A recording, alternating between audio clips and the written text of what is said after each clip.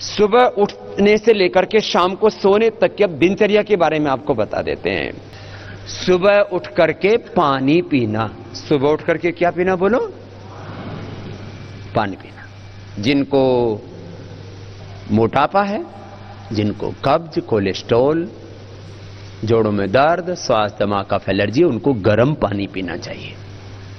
जिनको एसिडिटी है और जिनको कोई समस्या नहीं है, सामान्य है शरीर, तो सामान्य पानी पी लो। ऐसे भी सर्दी में गर्म पानी ही पीना चाहिए, उससे बॉडी का टेम्परेचर अच्छा रहता है और जो है सर्द गर्म नहीं होती, ज्यादा गर्म ज्यादा ठंडा। गर्मी में ज्यादा ठंडा पानी पियोगे, सर्दी में गर्मी में ज्यादा ठंडा पानी पियोगे और सर्दी के अंदर ज्यादा ठंडा पानी पियोगे तो रिएक्शन होता है। सामान्य, जिनकी प्रकृति सामान्य, उनको सामान्य पानी पीना चाहिए। गर्मी में थोड़ा सा गुनगुना, जिनको कब्ज हो उनको तेज गर्म पानी पीना चाहिए। मोटापा, जिनको हमको गर्म पानी पीने मात्र से ही महीने में 2-3 किलो वजन कम हो जाता है। अब सुबह सुबह पानी में और क्या क्या पी सकते हैं वो बता रहा हूं। एक तो पानी ऐसे बैठ के पीना चाहिए, जिनके घुटने ठीक हों उनको ऐसे बैठ के पानी पीना चाहिए। खड़े होकर के लंबे समय तक पानी पीने से घुटनों में, जोड़ों में दर्द हो जाता है, इसलिए खड़े होकर के पानी नहीं पीना चाहिए। जिनको घुटनों में दर्द भी हो तो कुर्सी पर बैठ के पी लेना चाहिए। खड़े होकर के ज्यादा लंबे समय तक पानी पीने से वात विकृत हो जाता है, इसलिए पानी कैसे पीना चाहिए? बैठ करके पीना चाहिए। अब अगली बात, पानी के साथ और क्या क्या ले सकते हैं? कुछ 5-7 चीजें बता रहा हूं मैं, ये हेल्थ के लिए बहुत जरूरी टिप्स है ये। सुबह उठते ही आप लोग गोमूत्र का अर्क पिया करें। फिर आंवला एलोवेरा का जूस, आंवला एलोवेरा जूस ये पतंजलि की तरफ से हमने उपलब्ध कराया। लोगों को उल्टी पुल्टी चीजें पीने की आदत पड़ गई थी, बस देखा देखी। दूसरा चाय पी रहा था, हमने पीनी शुरू कर दी। दूसरा कॉफी पी रहा था, हमने भी शुरू कर दी। दूसरा दारू पी रहा था, हमने भी शुरू कर दी। दूसरा बीड़ी सिगरेट पी रहा था, हमने भी शुरू कर दी। दूसरा गुटखा खा रहा था, हमने भी शुरू कर दिया। बस सोच तो लेते, दिमाग दे रखा भगवान ने। भाई जो खा पी रहे हो इसका मतलब क्या है? तो हमने इस देश को खाना पीना भी सिखाया। सुबह सुबह क्या ले सकते हैं आप? गिलोय की गोली खा सकते हैं, गिलोय का काढ़ा भी पी सकते हैं। गिलोय, आंवला, एलोवेरा, गोमूत्र, तुलसी के पत्ते खा सकते हैं, नीम के पत्ते खा सकते हैं। ये चीजें हैं, पहले जमाने में खाते थे लोग। नीम की दातुन कर ली, फिर उसी में दातुन में से थोड़ा चबा के उसका रस अंदर ले लिया। बबूल की दातुन कर ली, उसका थोड़ा रस अंदर ले लिया, हो गया, शरीर की शुद्धि हो गई। नीम, तुलसी, ये सुबह सुबह लेने की चीजें। और लहसुन सुबह सुबह खा सकते हैं। ये इतनी बढ़िया बढ़िया चीजें। और पानी तो सबको पीना ही पीना है, ये चीजें मैंने एक्स्ट्रा बता दी। फिर आप थोड़ा सा ध्यान रखते हैं ना, सुबह सुबह एक बार थोड़ा सा शरीर का ख्याल रख लो, 24 घंटे टनाटन रहेगा ये शरीर। 20 मिनट रोज व्यायाम कर लो, 100 साल तक आप बुढ़े नहीं होंगे। बोले बाबा ये मंत्र तो जोरदार है। आदमी देखो, परिणाम तो सब चाहते, बुढ़ा कोई नहीं होना चाहता, बीमार कोई नहीं होना चाहता, दुखी कोई नहीं होना चाहता, रोगी कोई नहीं होना चाहता। लेकिन भैया ये तो परिणाम है। प्रक्रिया क्या है, प्रोसीजर क्या है? 20 मिनट व्यायाम कर लो रोज सुबह उठ के। बोले बाबा जी 20 मिनट तो कर लेंगे। 20 मिनट क्या है भाई?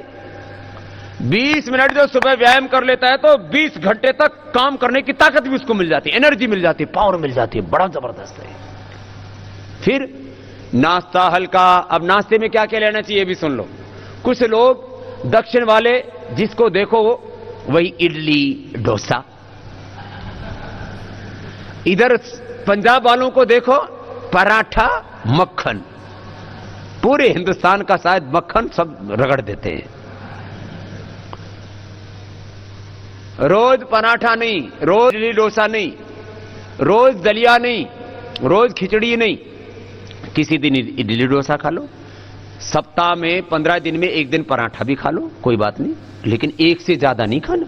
कभी इधर कपाल भाती और उधर पराठा भाती करके सब बराबर कर दो।